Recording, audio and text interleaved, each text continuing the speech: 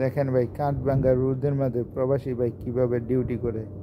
দেখেন রোদের মাঝে ভাই ভাই প্রবাসের মাটিতে এত সহজ মনে করেন না ভাই, অনেক কষ্ট ভাই এই প্রবাসের মাটিতে। দেখেন আজকে তাপমাত্রা যাক তাও আলহামদুলিল্লাহ একটু কম আছে।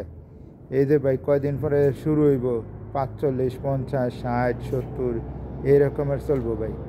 এই জন্য বলি ভাই 60, 70 ইয়া কী কই 60, 70 উঠতো না, থোক করি আমার ভুল হয়ে গেছে ভাই। 60, 70 উঠে না ভাই, তাপমাত্রা সর্বোচ্চ যখন 45, 45, 46, 47 উঠবো তখন ওই ভাই এত গরম ভাই, এসিও কাজ করে না ভাই, তখন এসিও কাজ করে না ভাই। দেখেন এই ভাইটা বেলচালই হাঁটতেছে, বেলচালই এইভাবে হাঁটতেছে রাস্তার মাঝে ভাই, রাস্তার মাঝে হাঁটতেছে এই গরমের মাঝে ভাই। হয়তো উনি মানায় নিছে, ডিউটি করতে করতে মানায় নিছে ভাই।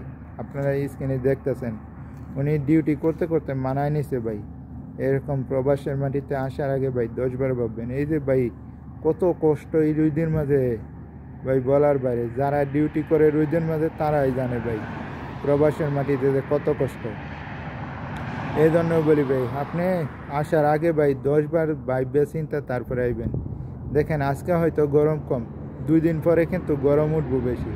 এখন তো আর গরম কমবো না ভাই, কমতে কমতে অক্টোবর, সেপ্টেম্বরও থাকবো। অক্টোবরের মাসে গিয়ে সৌদি আরবের গরম কমবো। গরম সবচেয়ে বেশি থাকে জুন, জুলাই, আগস্ট, সেপ্টেম্বর। অক্টোবরে অর্ধেক থাকে। 4 মাস, 4.5 মাস খুবই গরম থাকে ভাই। তো এই জন্য বলি ভাই গরমের সময় ভাই সৌদি আরব, মিডল ইস্টে যে করে কান্ট্রিতে বলেন ভাই, আর সবচেয়ে বেশি গরম হলো দুবাই আর কাতার। দুবাই আর কাতার এই 2টা দেশে ভাই গরম। এই যে দেখছেন আপনারা উনি এত কষ্ট করতেছে এই ফ্যামিলির লেগে ভাই, এই শুধু ফ্যামিলির লেগে। উনি নিজে থাকে ভাই, আমরা কি প্রবাসী যারা তারা কি আমরা পারি না? নিজের পেট চালাইলে তো ভাই দেশ একলা কাম করলে, একলা খাইলে কি লাগে ভাই? একদিন কাম করলে 2 দিন না গেলেও সমস্যা নাই ভাই। ফ্যামিলির লেগে এই প্রবাসের মাটিতে কত প্রবাসী ভাই আর ফিরে হয় না দেশে।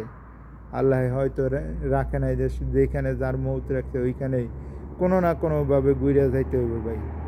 এই জন্য বলি ভাই প্রবাসে যারা তাদেরকে একটু পেরেশানি দিয়ে না ফ্যামিলি থেকে ভাই, বিনীতভাবে বলবো ফ্যামিলি থেকে ভাই পেরেশানি দিয়ে না, কোনো পেরেশানি দিয়ে না, পেরেশানি দিয়ে না। প্রবাসী কিন্তু এমনি পেরেশানির মধ্যে থাকে। একজন প্রবাসী কত পেরেশানির মাঝে থাকে ভাই, যারা আছে এই মিডল ইস্টে তারাই জানে কত পেরেশানির মাঝে থাকে, কত পেরেশানি, কত হাই হুতাশ ভাই। দেশে যাইতে পারে না কত মানুষ আকামামেন্টি হয়ে পড়েছে। আমি নিজে আকামামেন্টি হয়ে পড়েছি ভাই।